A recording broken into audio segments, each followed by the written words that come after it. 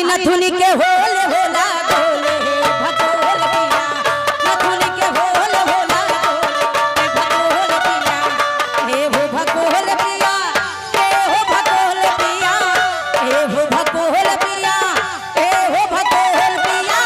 नथुनी के होले होला गोले भगोल पिया, नथुनी के होले होला गोले पिया। हम तो तेरे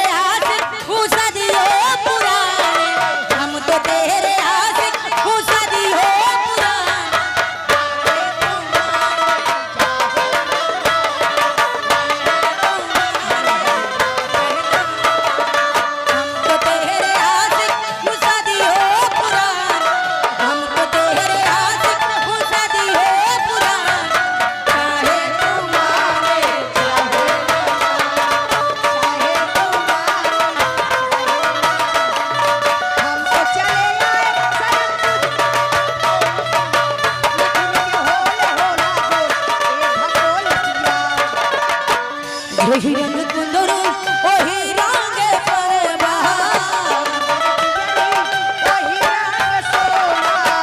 वही रंग कुंदरू वही रंग परवा, वही रंग होला तेरा गोले भगोल पिया, नथुनी के होले होला गोले भगोल पिया। दिल दे दिया, दिल दे दिया, दिल दे दिया,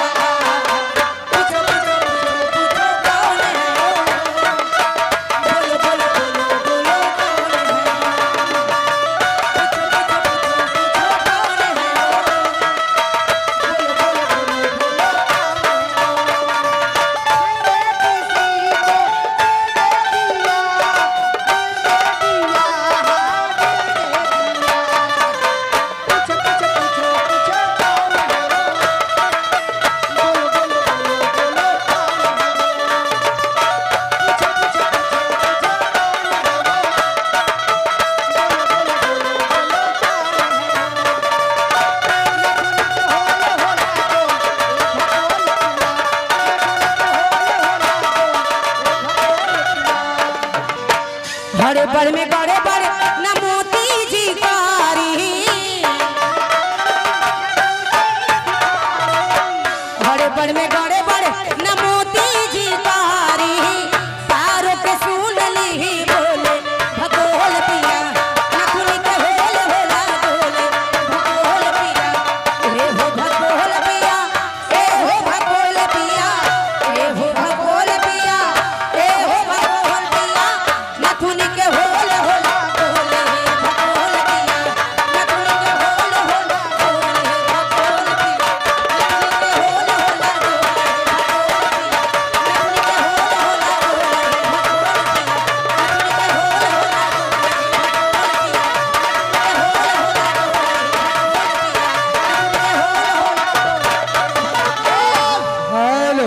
और आइए दोस्तों, ये जमड़ौर पंचायत के माननीय बीडीसी यानी सखुआ निवासी माननीय लाल बिहारी जी, और जो हमारे ये सिपाही टेंट हाउस कदमा नंबर 1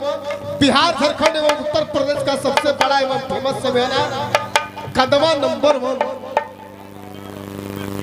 जिनका प्रपाटन माननीय हुसैन अंसारी बल सिपाही अंसारी जो हमारे चचा सवाम है, और विशेष स्टेज के लिए भी आप लोग संपर्क कर सकते हैं। और मिस पारो जी, हाँ जी, जो बीडीसी जी है आपके लिए पुरस्कार दिए, पर्सनल पुरस्कार, और बढ़िया से टीएम में रखे, देखिए गिरे ना। अच्छा से। और भैया का कहना है, क्या कहना है कि ये हरा भरा चमन से जो मैं निगाह मोड़ लेता, अच्छा तो ये पक्के फलों को कोई और तोड़ लेता है। हाँ क्या हो और गाने का है मास्टर साहब, माँ थी गाने का फरमाइश है, सब सपना सजावल चकनाचूर हो गए। चलिए दीदी इधर आइए, इधर आइए। और बरखा जी पुरस्कार बोलते हम क्षमा चाहेंगे मिस्टरा जी से, कंपनी मालकिनी से, प्लीज बोलने पुरस्कार, उसके बाद में जो गाना की फरमाइश हो वही गाना गाइएगा। पहले मेरा गाना स्टार्ट हो जाता है, चलिए स्टार्ट कीजिए। हमरो कुछ नहीं बात